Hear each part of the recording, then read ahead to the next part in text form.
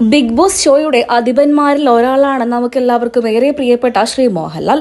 അങ്ങനെയുള്ള ലാലേട്ടൻ വന്ന് പറഞ്ഞു ആര്യനും ജിസയിലും തമ്മിൽ ഒന്നുമില്ല എന്ന്. അവർ തമ്മിൽ അങ്ങനെ മോശമായ രീതിയിൽ കുടുംബ പ്രേക്ഷകരെ പ്രതികൂലമായി ബാധിക്കുന്ന രീതിയിൽ ഒരു തെറ്റും ചെയ്തിട്ടില്ല എന്ന്.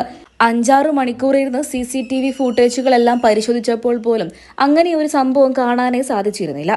അനുമോള് പറഞ്ഞിരുന്നു ജിസയിലും ആര്യനും കൂടെ കിസ് ചെയ്തു എന്ന്.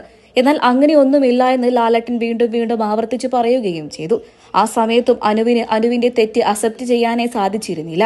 നൂറയും ആദിലയും പറയുന്നുണ്ട് തെറ്റ് അക്സെപ്റ്റ് ചെയ്യാമായിരുന്നു.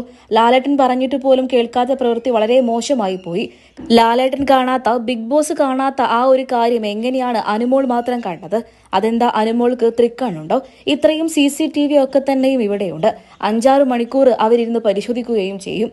അങ്ങനെ ഇരുന്ന് പരിശോധിച്ചിട്ടും അങ്ങനെയൊന്നും തന്നെ കണ്ടെത്താൻ സാധിച്ചില്ല. അപ്പോൾ തന്നെ നമുക്കൊരു കാര്യം മനസ്സിലാക്കാം, ആര്യനും ജിസയിലും അങ്ങനെ ഒരു തെറ്റ് ചെയ്തിട്ടില്ല എന്ന്.